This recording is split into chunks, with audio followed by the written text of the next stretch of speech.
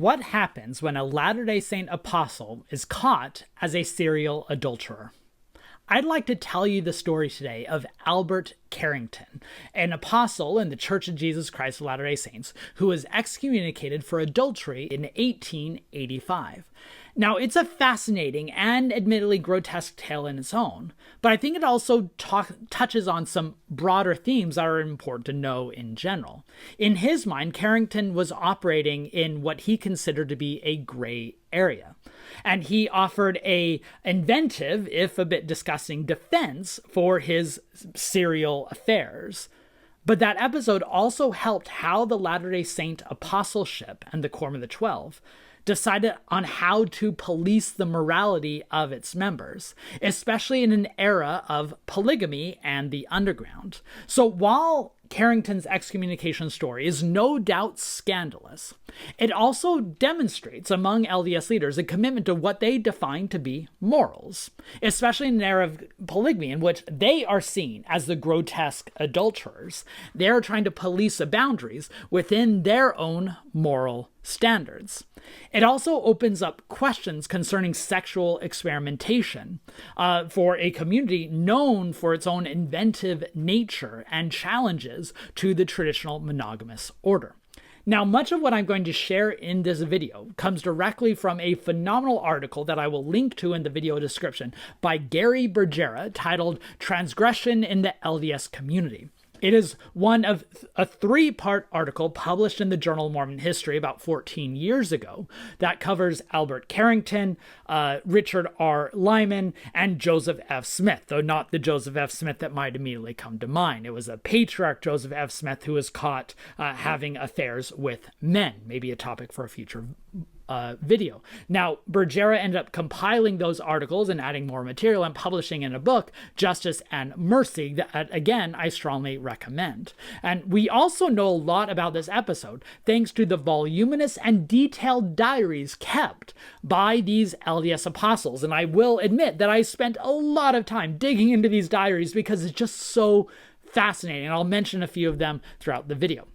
So while some may see this video and the story that I'm narrating as a bit of an expose, I think the story should also be highlighted as demonstrating some leaders' commitment to policing morals at the highest levels, and at the very least is an important historical lesson for understanding how they define the boundaries of sexuality in an era of polygamy.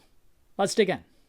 All right, by way of background, Albert Carrington, who you can see here is a debonair elderly gentleman, he was born January 8th, 1813 in Royalton, Vermont. He joined the church alongside his wife in 1841, and then they moved to Nauvoo. He participated in the Nauvoo Temple rituals when the Nauvoo Temple was finished in 1845, where he also took his first plural wife. Before the Exodus, though, I will note later on, it seems like his first wife had a lot of reservations, understandably so, for taking further wives beyond that.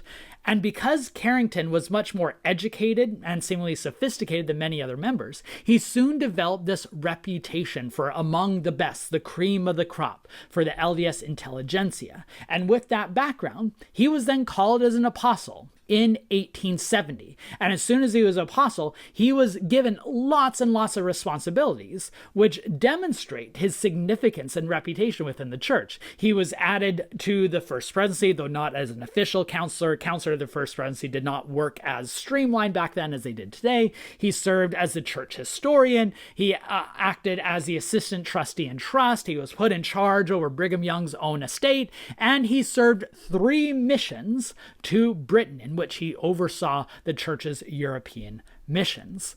That should show you the type of stature he held within the church. However, rumors started spreading as soon as he returned home from England after his 3rd mission that maybe he was not as upright as many Latter-day Saints assumed. Before I go further in this video, I want to remind you that if you enjoy this type of nerdy content, make sure you are subscribed to this channel. If you want to give back, you can sign up for a very affordable membership, which is just a direct way to enable me and my wonderful producer, Anthony, to continue putting in time into these videos. Every Monday, I do deep dives onto historical topics. Every Wednesday, I connect the past to the present. And then on Fridays, I pull back the curtain and we talk about a historical issue, a recent historian's book, articles, or dissect particular primary sources to provide you the tools to do historical work yourself. And if you're interested, you can also sign up for my Kit newsletter, which just compiles all the various offerings that I produce on different platforms here on YouTube, on Instagram, on TikTok, on Facebook, my interviews, my upcoming events. You can sign up for that Kit newsletter, which will always keep you informed. You can find that link in the video description. All right, let's get back to Carrington's scandal.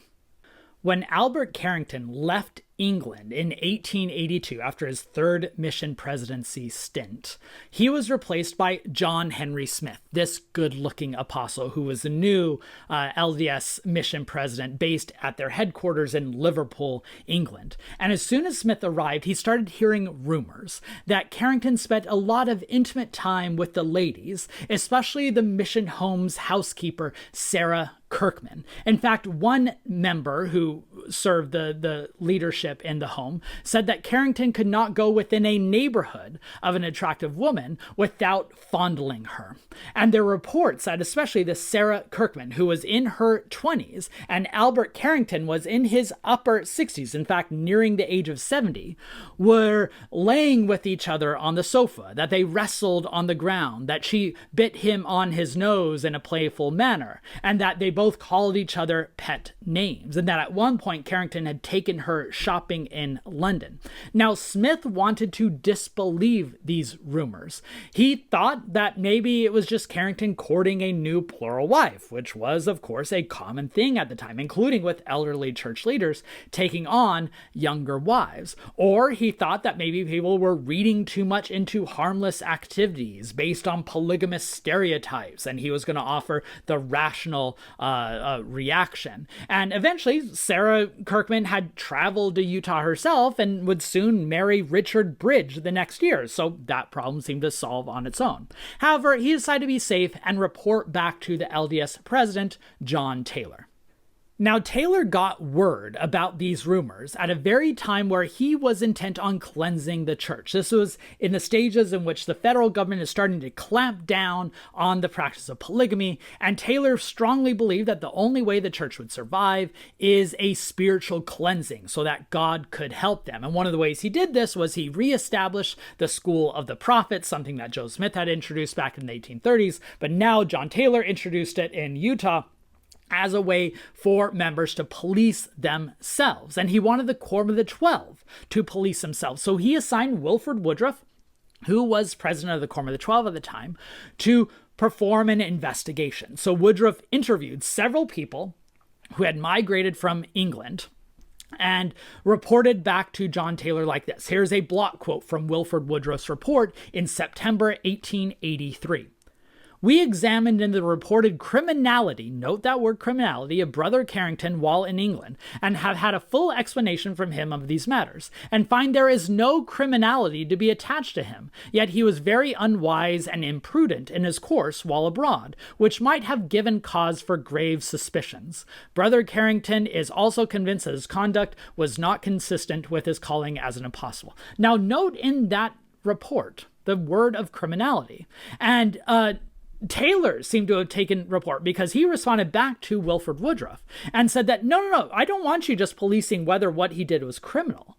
I want you to deem whether that imprudence was enough to remove him due to spiritual malpractice. Now, Carrington himself continued to defend himself, and this comes from Woodruff's report from Carrington summarizing his position. Again, here's a block quote. Now, as to my course, I must admit that others might have had suspicion as to my conduct.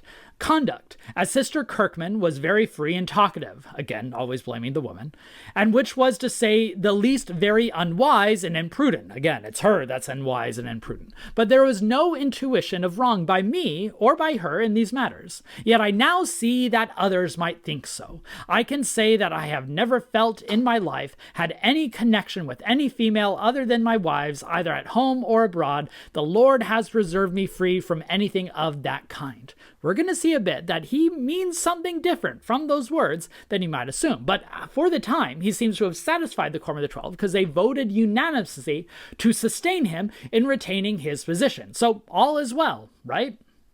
Things then took a turn in 1885. Now note the context that this is when the underground period is starting, meaning the LDS church leaders are having to go into hiding due to the federal government trying to prosecute those practicing polygamy.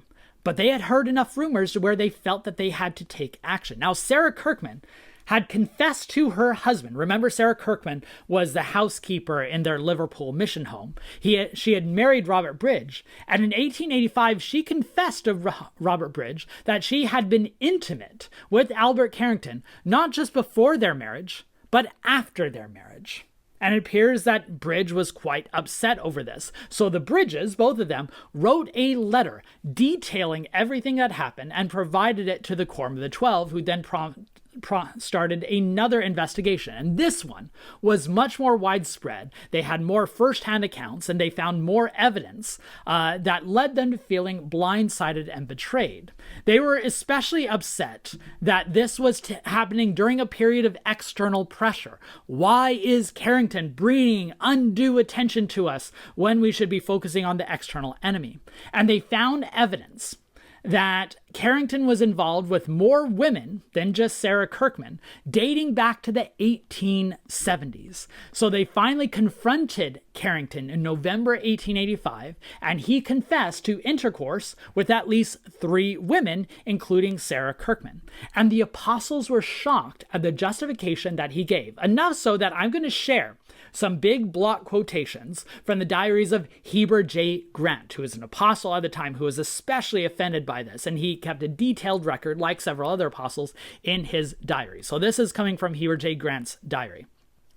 Albert Carrington's mind was so darkened that he appeared to have no real appreciation for the crime he had committed, and claimed that inasmuch as he did not go the whole figure, as he called it, that he had not committed adultery, and went so far as to thank God for his goodness in preserving him from ever having committed adultery. By not going the whole figure, he explained that he would enter a woman, and before he had an emission, he would withdraw and not spill his seed with the woman, as there was no mixing of seed, there was and could not be any adulteration, and therefore no adultery. Note the play on word there, because he could not become a father through impregnating the woman. It's not adultery.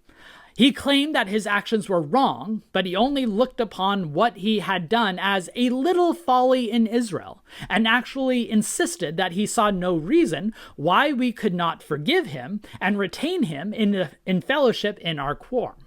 Now, what I think is important here to note, beyond just the scandalous nature of what Carrington was doing, was the absolute repugnance that Grant felt toward him. So here, going further in Grant's diary, never in my life have I listened to a more disgusting recital than the confession from the old man's lips this night, and I pray to God that I may never be called upon to listen to another, especially when a high office in the church shall be the guilty person. His crimes has extended over a period of 10 years, during all of which time he had been preaching purity of life, etc., to a fallen world, and testifying to the restoration of God's kingdom on the earth.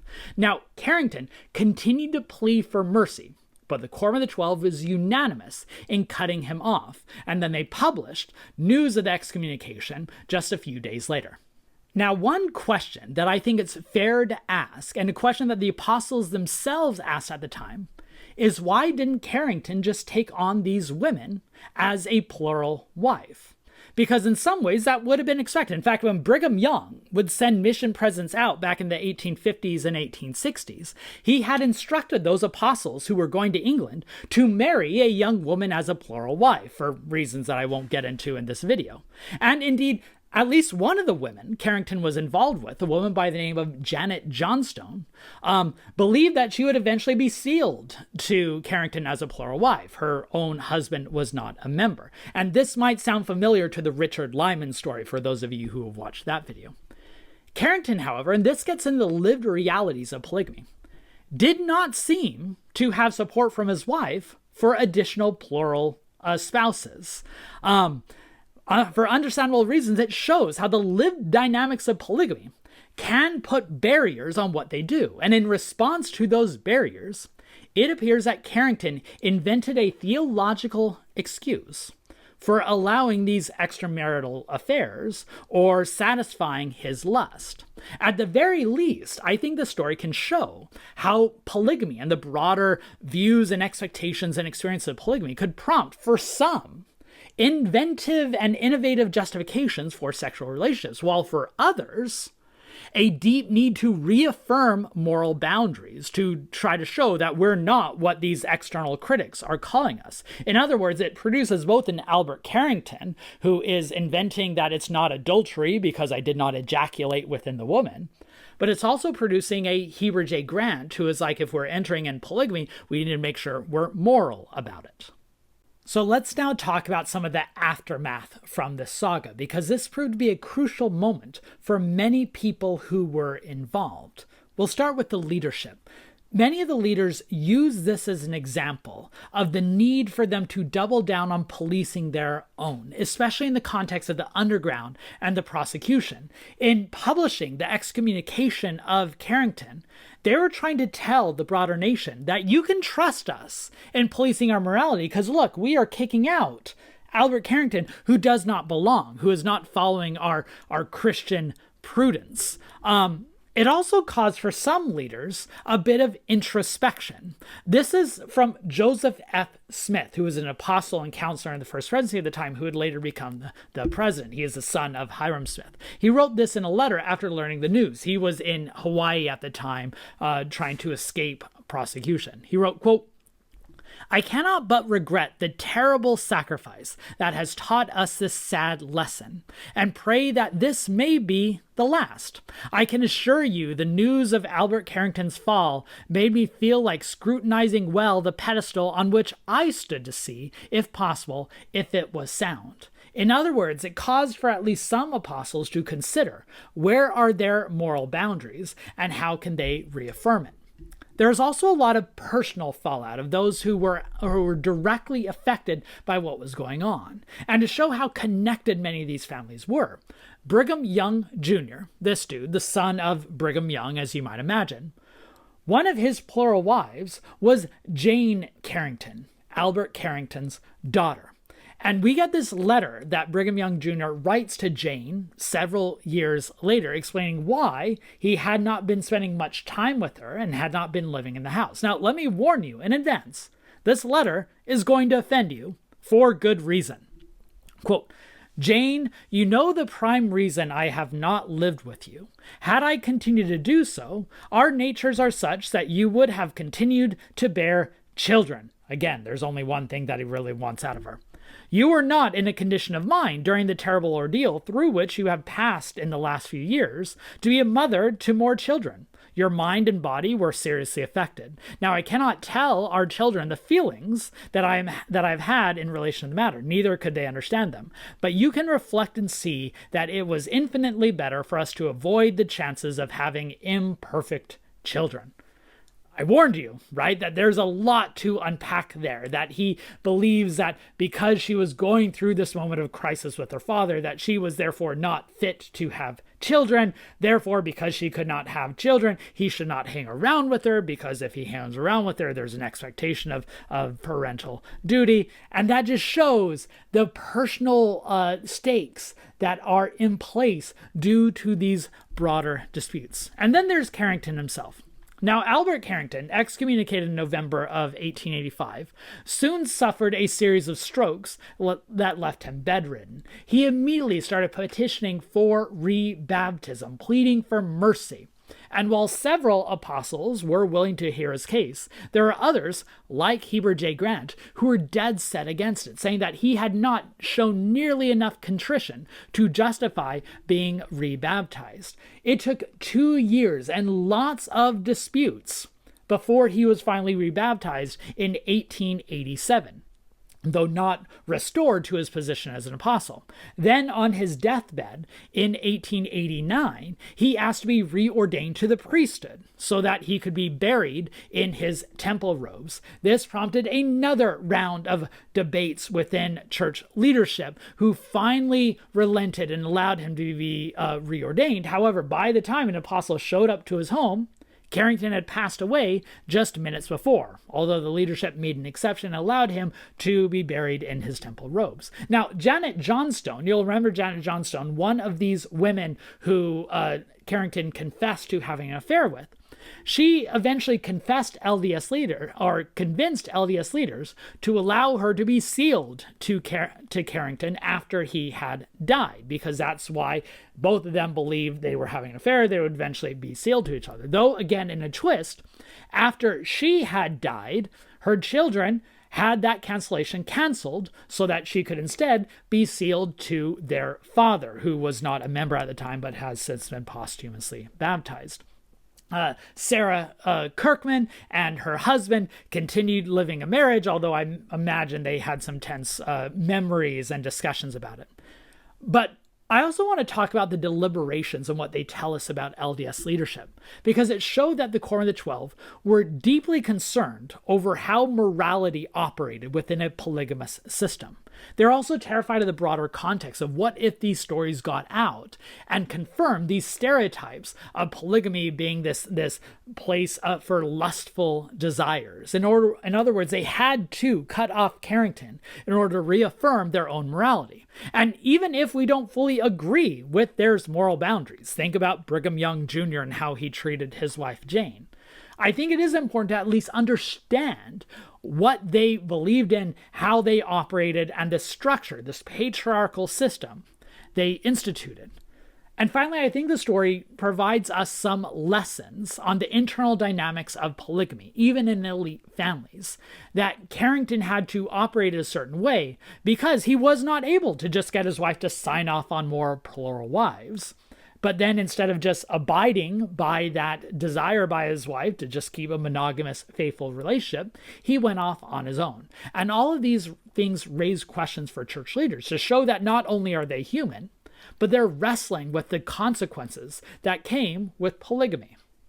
So there you have it. The saga of Albert Carrington, the LDS Apostle excommunicated for adultery. Now, again, while some may see this as a story of the licentious nature that came from the LDS elite as a result of polygamy, I think you can also look at the story and see the deep anxiety among other LDS leaders to reaffirm their moral standing and to police their boundaries. So yes, it's easy to criticize Carrington and church leadership and the hypocrisy being preached from the pulpit, but it should also demonstrate the wrestling that many Latter-day Saint leaders did, and Latter-day Saints alike, in how to understand polygamy in a context of love and family. It opens up these questions of what polygamy rots on a community and produces people like Albert Carrington as well as a Heber J. Grant. Now, I strongly recommend, having just touched on this story, to go read the article upon which a lot of this is based, Gary Bergera's article, Transgression Within the LDS Community. I'll add a link in the video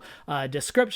And you can also go read a lot of these diaries from the church leaders to get a first-hand view. Heber J. Grant's diaries are now digitized.